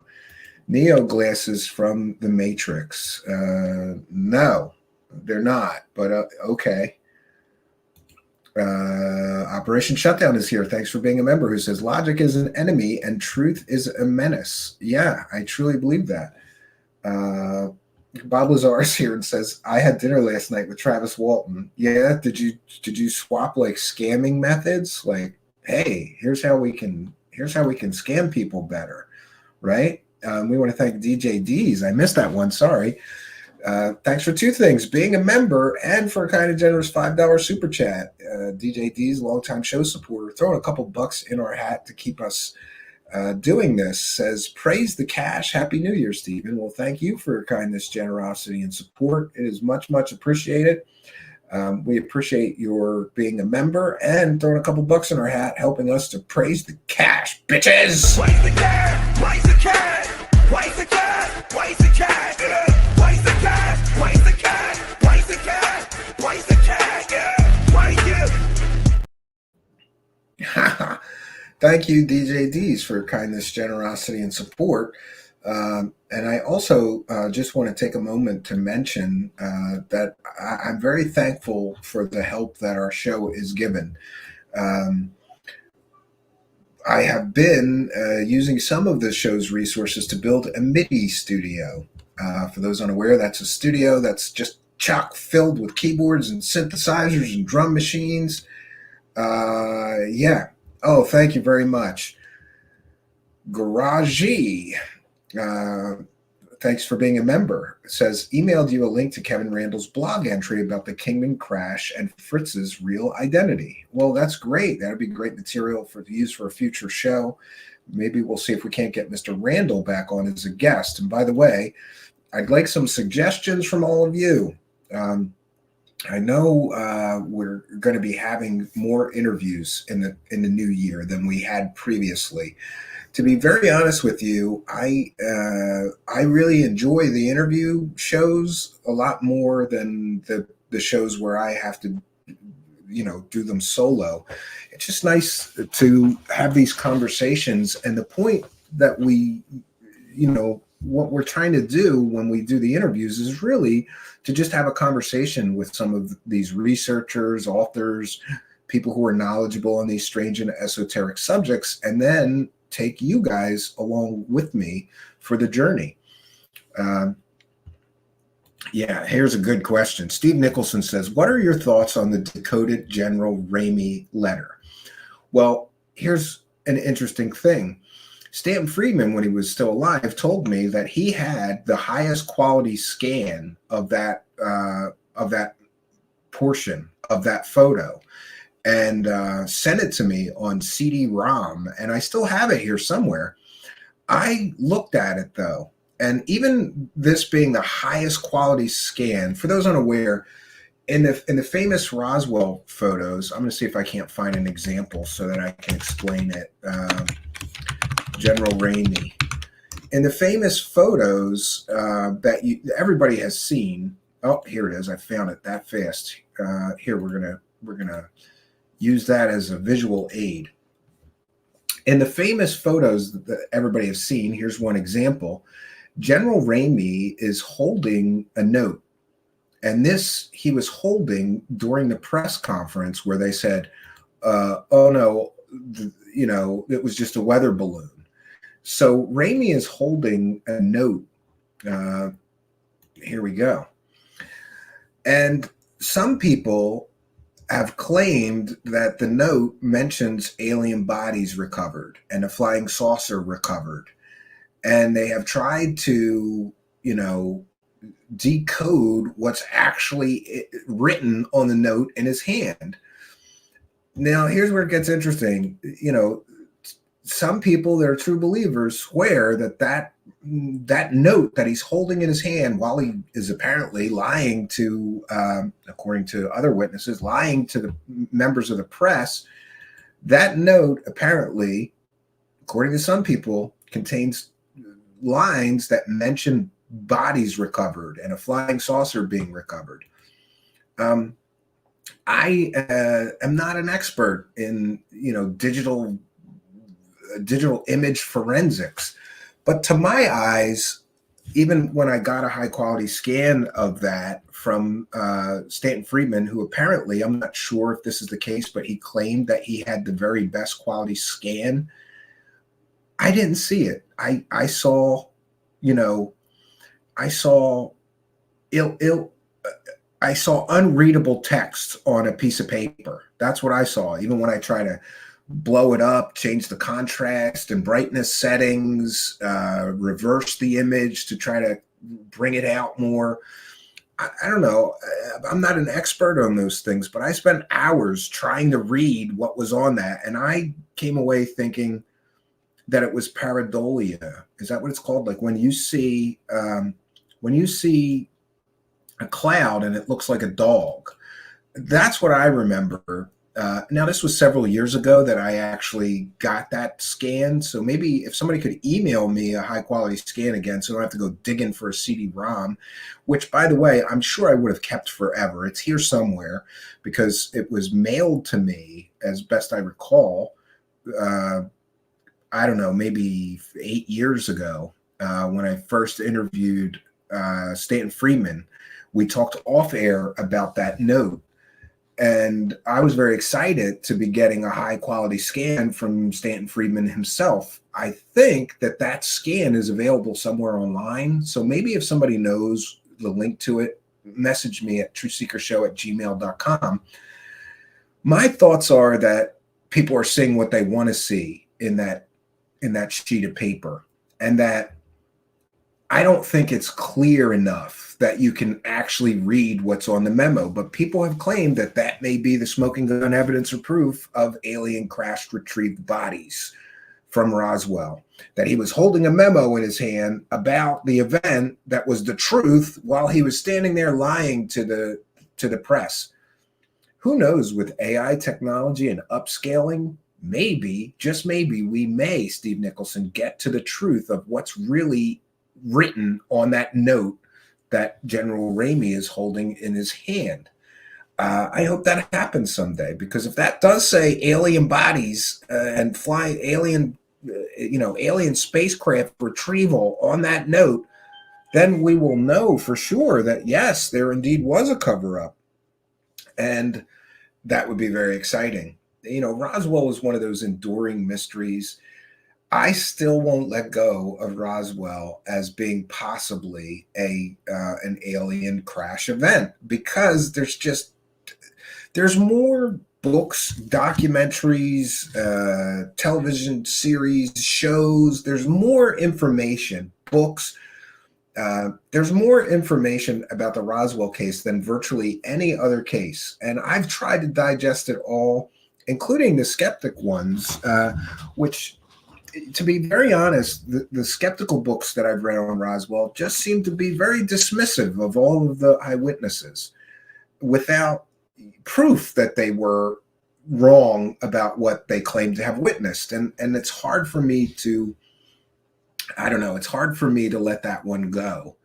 I'm so quick to call other things a hoax or fake, but that's usually in the evidence when I'm faced with overwhelming evidence that this story is a hoax or fake. Roswell's still gray basket for me, and it's still interested. I'm still hopeful that maybe, just maybe, somebody got some of that material. And if it can be proven that material came from another star system through isotopic analysis and mass spectrometers, then we'd have smoking gun evidence and proof that something from another world visited our Earth. But until then, I don't know what to think about that Ramey letter. I'd love to believe that it says what people claim it says, but I don't know. I'm going to have to research that one, Steve Nicholson. we did spend some time on that. And I asked each of the researchers, I think Kevin Randall and Don Schmidt and Tom Carey, about that specific issue.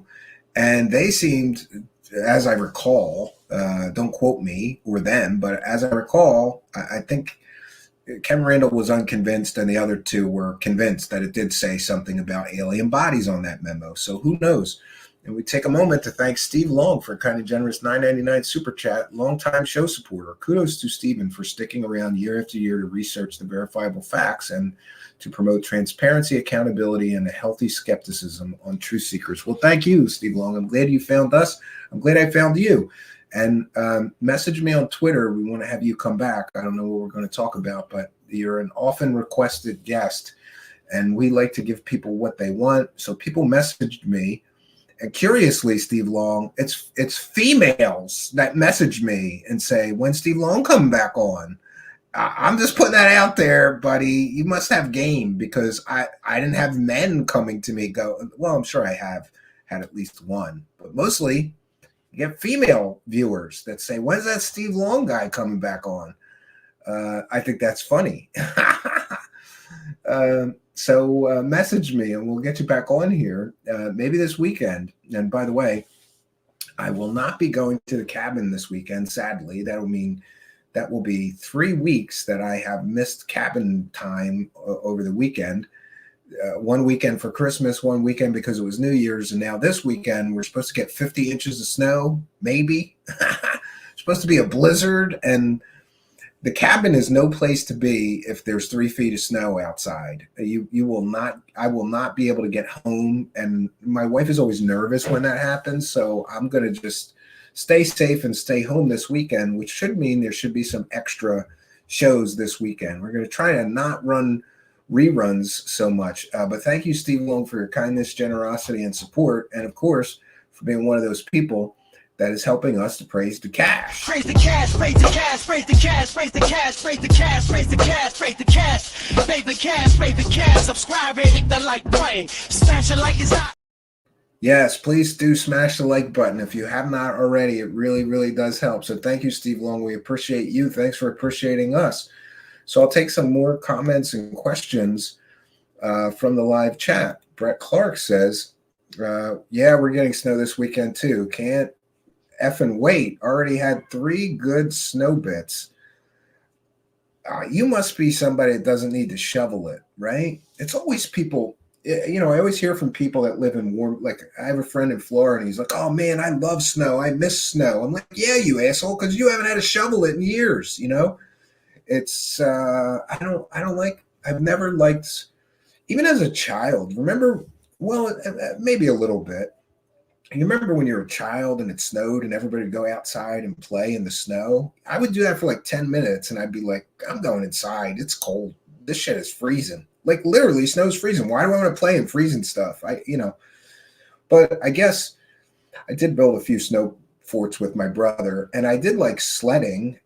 One time I sled down a hill right into a frozen creek, and the creek broke right when I hit it. Like the ice broke and I got wet, and it was this whole big thing. I had to rush home. My parents were pissed at me because they said I could have died. I could have frozen to death or what, I just went down this hill, and there was a creek way at the bottom of the hill. And sometimes kids would go down and go right over the creek. It was frozen, but it must have been not frozen too good. I didn't go all the way in. I think just like my feet up to my knees got wet when the ice broke. I was right on the edge. But I never liked playing in snow too much. Now at the cabin, occasionally, I will go take a hike when there's snow on the ground, because there's snow on the ground for 5 months, But you people that love snow, I just don't get it. Oh, wait a minute. The show, I got to take that banner down. We don't need that. So we'll take some more comments and questions from the live chat. We've got a little more time to share with you. I would like to announce that tomorrow night at 9 p.m., I won't be here, but a digital avatar of me will be doing a replay tomorrow night, because it is my wife's birthday tomorrow. And I've got some plans for her and the boys. She wanted to go to this sort of huge Christmas light display where you drive through in your car. It takes like an hour. It's so big. We didn't get there this year, and before they pack it all in, we're going to get there tomorrow, and I'm making my wife a lovely feast of bought Chinese food. We've been living here 3 years. We haven't found a good Chinese food place, but we're going to try another place tomorrow. We'll see how it works out. I also have to remember I have to get to the store tomorrow because I always get my boys flowers to give their mom on her birthday or, special events. And I swear she likes that better than any other gift, just her boys giving her flowers. And they like it. They feel special. And they'll be helping me make my wife's birthday special tomorrow. So I won't be here. I'll be running a replay, but I will be back the next night. So tomorrow, Thursday, the 4th, will be a replay at 9 p.m. I will probably be in the live chat.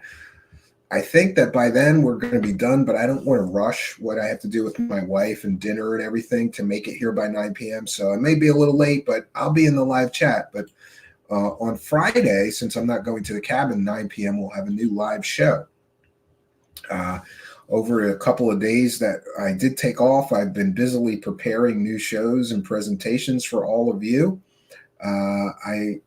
I'd appreciate that. I'll let my wife know that Bob Lazar says happy birthday.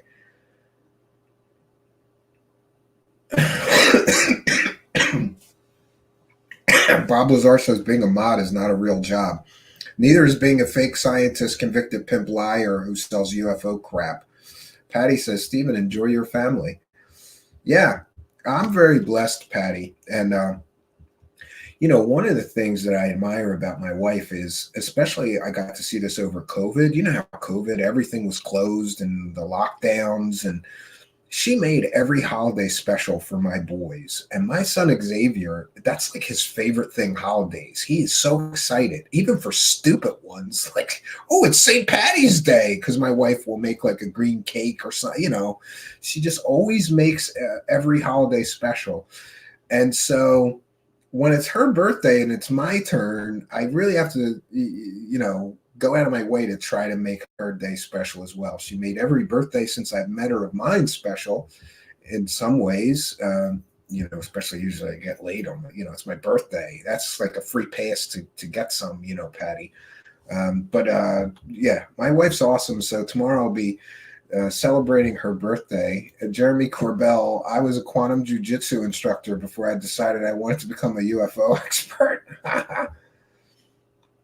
The green cake, you find a fine one. Or she makes green cookies, or she decorates cookies, or, shamrock shakes or whatever.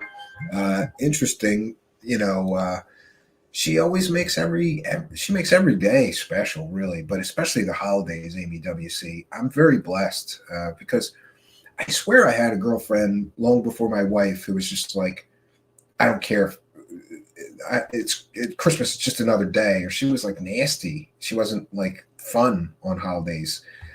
I don't know. Anna Louisa says, beautiful family, Stephen. Yeah, I'm very, very blessed. Some days more than others. Today, I had some problems with my nonverbal autistic son. He wanted to eat as soon as he got home from school, and I was still baking the chicken. And, he gets very frustrated and he has meltdowns because he doesn't, I'm not sure that he really grasps and understands the concept of time. Like, he has a higher comprehension, certainly tons higher comprehension level than his verbal ability. But, I always tell him, like, we're going to eat in 10 minutes, relax, calm down. I try to give him some other food, but he wasn't really. When he wants a meal, and he doesn't really get the concept of time or how you have to cook things. Like, he'll go in the freezer and just hand me a box of something frozen and expect me to just put on a plate and he can eat it. He doesn't really understand, I think, the concept of the weight, So I was, very concerned because I know when he gets like that, he can scream and get real upset and have meltdowns. So I'm trying to figure out, how do I hurry up and bake this chicken faster?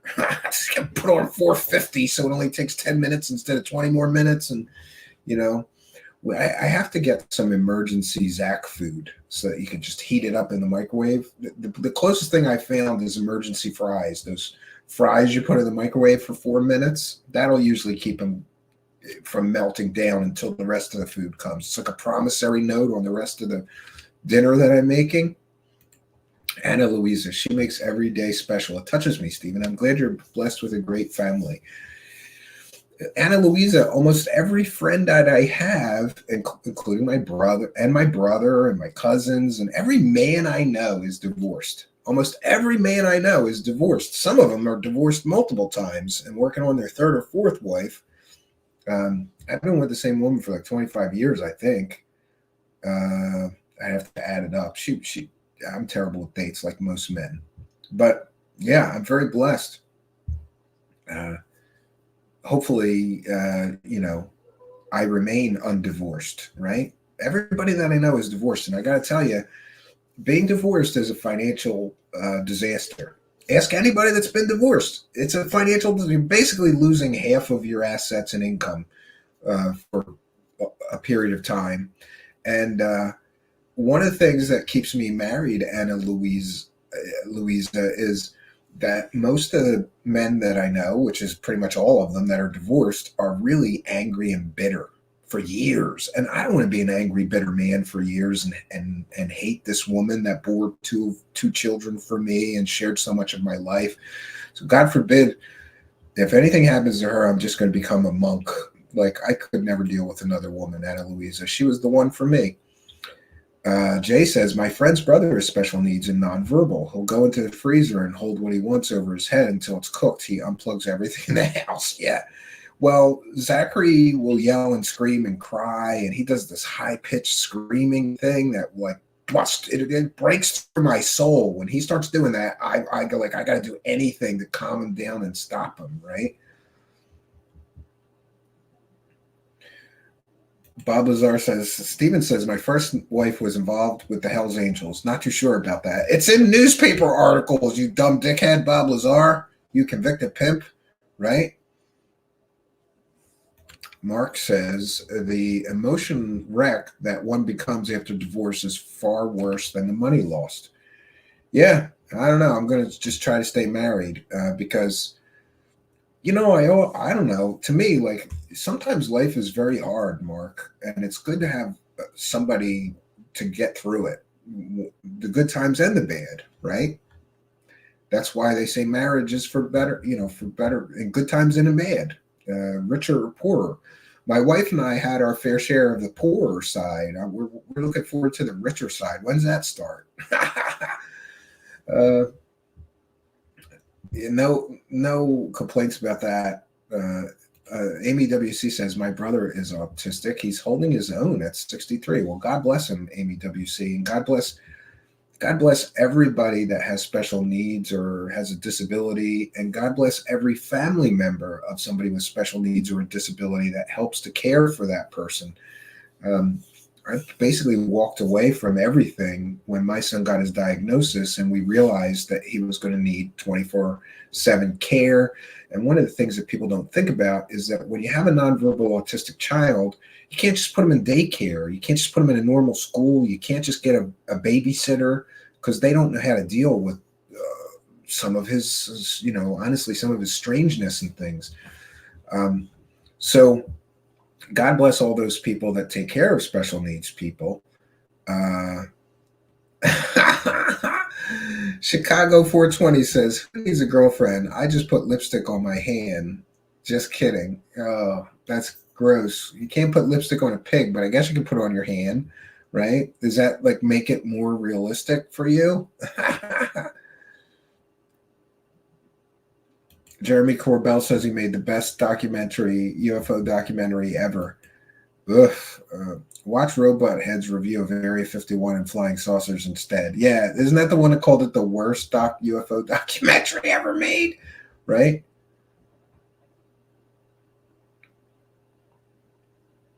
All right. Any other comments or questions for me? Please put them in all capital letters. I'd appreciate that. And I agree with Mark. Like, I know people have been divorced and they're kind of a mess, right? sit on your hand until it goes numb. It's like somebody else is doing it. Oh, God. Right? Oh, Art and Paranormal reminding everybody, we read every PayPal. Yeah, if you send a PayPal pledge, be sure to click add a note and give us your chat room user ID and any message that you want us to read. We read every single PayPal pledge. And we also love and appreciate you people who are sending things by PayPal. For those unaware, YouTube takes 30% of the super chats, and I think it's only like 1% for PayPal. So we want to thank DAW, they know who they are, for kind and generous $12 PayPal pledge and no message. But we thank you for your kindness, generosity, and support. If you do happen to send any PayPal support, please do add a note and give us your chat room user ID and any message you want us to read, and we read it. And as far as the super chats, we read every single super chat that we get here as well. So don't be shy with those. We recognize anybody that sends super stickers. We thank you, Twitch subscribers, Patreon supporters, PayPal donators. We thank all of you for your kindness, generosity, and support. And Art and Paranormal reminding everybody, please put questions and comments to Stephen in all capital letters, right? Randy 1979 says, I keep asking Corbell if the toilet is running. He's too embarrassed to answer. Bob Lazar says, all caps here. My story is legit. I'm sorry, I don't believe in convicted pimp fake scientists. Jason Parker is here and says, George and Jeremy are bears. Woof, woof. Yeah. Yeah, they do. They take 30%. And then I have to pay taxes on whatever is left. Another 30%. So, you know, I love it when people say, well, you're making money, Stephen. Like, do the math, dude, you know. But we are thankful for whatever support that we get here. I'm building right now. We built that in-person studio for in-person guests, which I hope to be starting eventually. And we've got the office here for a set, and also I'm building this MIDI studio, which should make making music for the show and for the videos that we produce much, much easier. For those unaware, you've got to use music that you own the rights to, or Creative Commons music. You can't use any copyrighted music. So one of the challenges of being a YouTube content creator or a video content creator at all, you need to own the music. I'm very blessed that I grew up being a musician. I was one of the first people that I knew that was making music on a computer before most people even knew that you could do it. I was doing that. And I once ran a commercial recording studio in Philadelphia. I've been very blessed with the ability to write songs and music and write and record music. So there's no excuse for us to be getting, you know, one of the things that I've done is I purchased collections of music on eBay and other sites, and you still get copyright claims. And that really pisses me off because I paid for the rights to that. I shouldn't have to be filling out paperwork every time YouTube claims it and then prove that I own the rights. And interestingly, with music, I create myself right here. If I were to create music right here and then use it in one of my videos, I never get a copyright claim, never. But if I purchase rights to music and use it, sometimes I still get copyright claims, and you got to fill out all these forms. So going forward, unless I know the musician and have an in writing, you know, agreement from them to use their music, we'll only be using music that I create right here in my home studio. And that's just necessary, right? Al Garay says that MIDI studio should be cool. Yes. And it's kind of a nightmare, though, because I forgot how much fun. For those unaware, I've been using software synthesizers since I moved out of Philadelphia and sold most of my gear. But now I'm going back to hardware synthesizers and drum machines and all this. I forgot how much not fun it is to imagine all the wires that you need. You know, we've got 16 synthesizers, drum machines, a digital drum set. All those need 2 wires. So now you need 32 wires. Go look up what a guitar patch cord costs on Amazon, and then times that by 32. Then I need MIDI cables for each device, and those are expensive. So I didn't realize how expensive it was going to be to just wire the studio. Like I've been collecting keyboards, and I've saved some from my old studio and drum machines, and just they've been laying around in my garage waiting for me to put this studio back together. It's been 3 years living here. I still haven't done it, but I started doing it, and then I went, oh, I forgot how much of a pain in the ass this is, because you need like $300 worth of just wires to hook everything up, right? And we want to take a moment. I saw Elise de Avalon, my new best friend, says, hey, Steve. For those, I guess I can announce it here. Elise de Avalon had the original Disclosure Project VHS tapes that Stephen Greer used to send for, I think they were a lot of money back in the day. And anyway, I don't know how many hours it is. I got to go through it. But Elise de Avalon went on a Truthseekers mission, right? And she found in her hometown somebody that would take those original Stephen Greer VHS tapes and digitize them. And then I gave her a folder on our Truthseekers Google Drive here, and yesterday she uploaded them all. And not only did we get Stephen Greer's, all of his original, the press conference, the mock press conference, and the disclosure witness testimony tapes, we also got a really ancient documentary of Billy Meyer, which is laughable to watch today because it's so hokey and fake, but we're going to do it. And I want to thank Elise de Avalon, who I still owe some money to. So get the super chats in. I didn't realize it was so expensive to get those things digitized. I was just like, get them digitized. I'll pay for it, right? Garage G says, really, I know a couple of guys who have a Star Wars commentary show. One of them made an original piece as homage to the Imperial March, but obviously not. YouTube copyright struck them. You'd be amazed. Did you know, even if you use the melody from an Elton John song, like if I were to sit here and sing you an Elton John song and play the piano of that Elton John song, I would get a copyright claim. It happened to us. Some guy came on here and he had a keyboard and he sang songs or whatever during a panel show. And we said, hey, sing a song. And he sang an Elton John song. We got a copyright claim. They are very, very strict. Elise de Avalon says it's at least 10 hours. Oh, man, we've got 10 hours of footage of old-ass Stephen Greer footage that nobody else really has. And that stuff has kind of disappeared from YouTube. I think that he wants it off of YouTube for whatever reason. It's hard to find that stuff now. The Sixth Sense.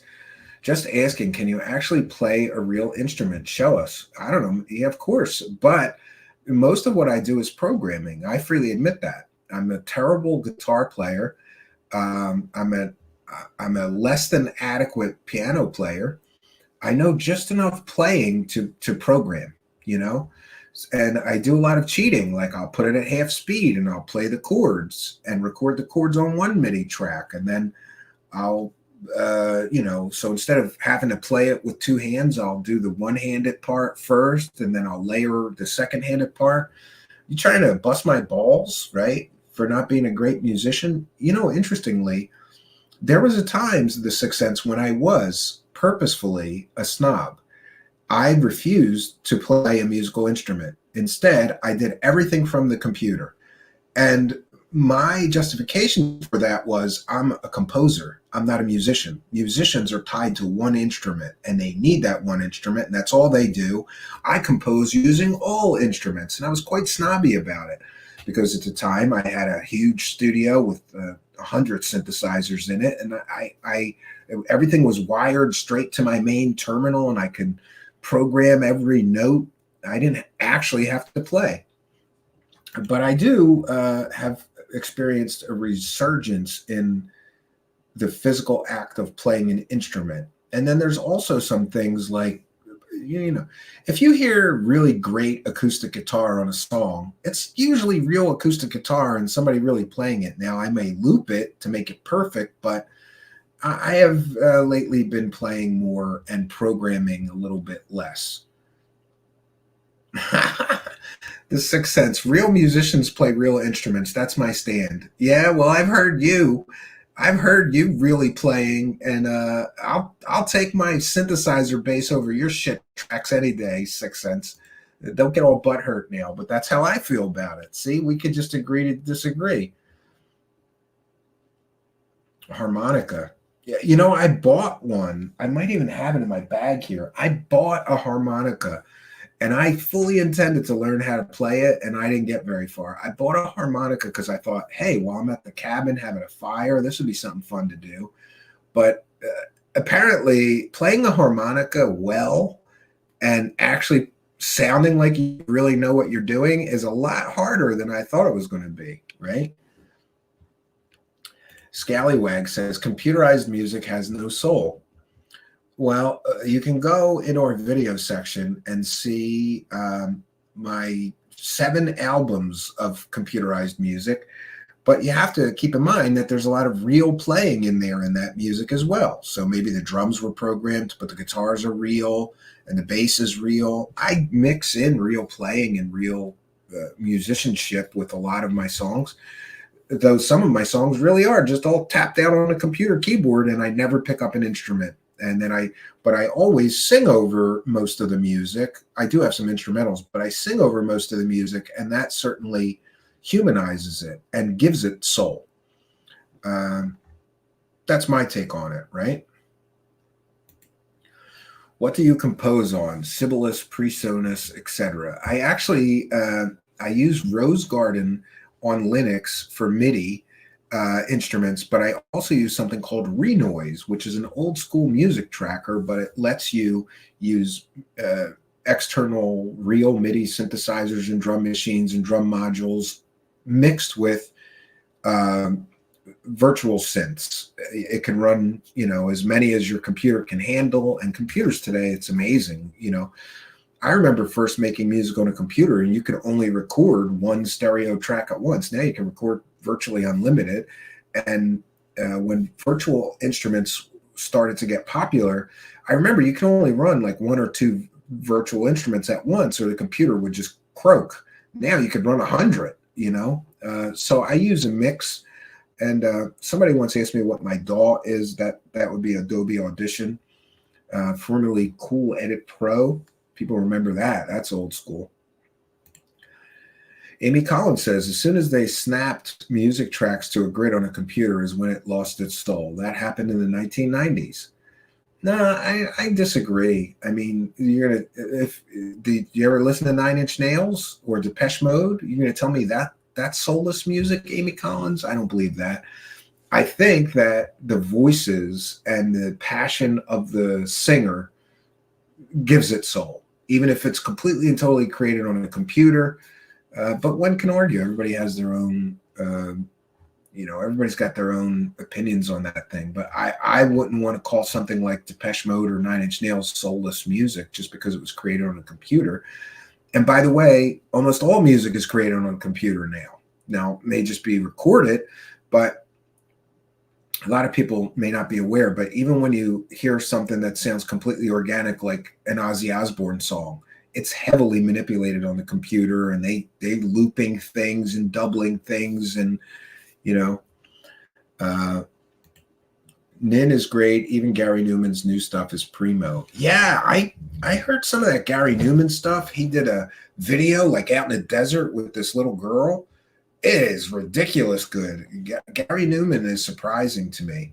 The one thing I don't like about Gary Newman is his use of an obvious rug. I don't like guys that wear rugs. Like, if you go bald, just have some dignity, shave your head and be bald.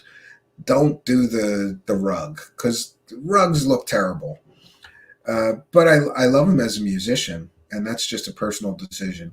If I ever go bald, I would just shave my head, And by the way, I was in a band one time, Brett, and this guy came out to audition for guitar, and he had a rug. It was totally a glue-on rug, but he said it's not a rug, it's a weave. You're like, weave? no, the whole top of your head is fake hair, isn't it? And he didn't he didn't like the band busting his balls about that, so he didn't stick around. Good guitar player, but I thought he would look ridiculous standing next to us with a big rug on his head. And he had like long hair, like a metal head. So it just looked so fake. It looked like something crawled on his head and died, right? Scallywag says, been listening to Cat Stevens lately. Well, that's interesting. I like Cat Stevens. Didn't he turn crazy and Muslim now? He like went nuts and yeah. Aki Kama says, I hate the rap praise the cash song, and rap is my favorite genre of music. Well, I'm sorry to hear that. Those are AI generated. I don't know if people are aware of these, but these rap songs were made by an AI. Maybe that's why they suck. Aki Kama, you could complain to Mr. Ian. He made them. Here's an example. Raise the cash. Raise the cash. Raise the cash. Raise the cash. Raise the cash. Raise the cash. Yeah, they're a little unoriginal, I guess. But I think it's interesting, Aki Kama, that you can just tell an AI, like, make me a rap song where the lyrics are praise the cash, and it'll do it. Maybe not great, but remember, these things are in their infant stages. And interestingly, I've never been an early adopter of most technology, but in the case of AI, I'm jumping in full deep. Yeah, I thought I was right about that. Amy WC says Cat Stevens is Muslim. Love plenty of his music. Well, I don't dislike his music. I can't remember, but I thought I heard some story that he went really Muslim and anti-American, which is kind of funny because, Americans buying his music is what made him rich. But now he's going to rail against the evil capitalistic United States. Kind of hypocritical to me, right?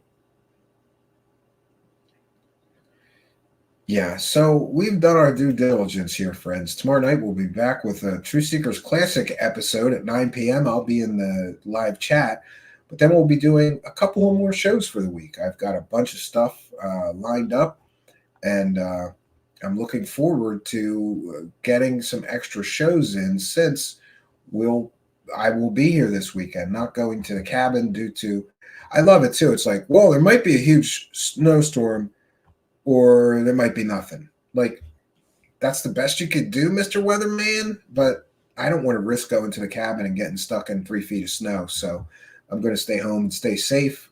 Hope you will be doing something fun and safe as well. So I thought tonight was great because we got to see, I really believe that In Search Of episode is like the seed of so many other UFO stories. Like, people heard those stories and then created theirs or came out with theirs that were similar. And it's interesting to see that 44 years ago, claims of crashed alien spaceships and the government being in possession of alien bodies were being made.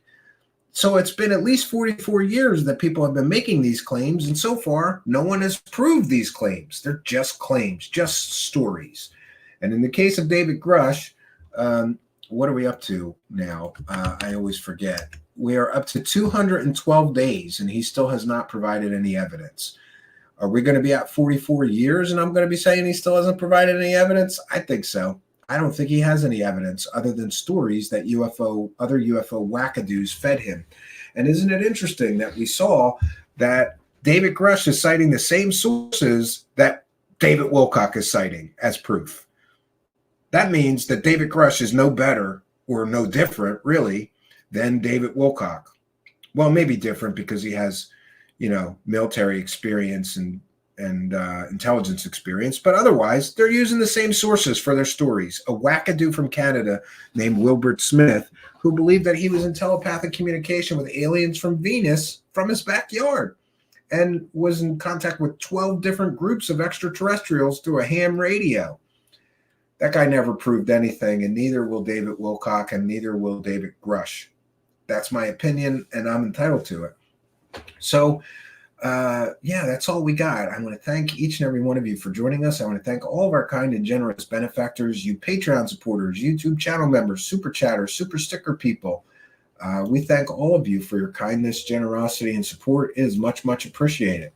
I'm going to bounce on out of here. I'm going to spend some time with family tomorrow for my wife's birthday, but I will be in the live chat at some point during tomorrow night's Truthseekers Classic episode. I'll try to be there as close to 9 o'clock as I can, but I'm not sure how long it's going to take us to get through this Christmas light show and all the other festivities that we have planned, and we're going to have cake and ice cream and things like that with the boys. But I'll be here in spirit. I'll try to be in the live chat as well. Friday night, 9 p.m., we have a live show. I will be here live and in person, and I hope you'll be here with us both tomorrow night and Friday. So that's all I got for you, friends. Until next time, my name is Stephen Cambian. Good night, and God bless all of you.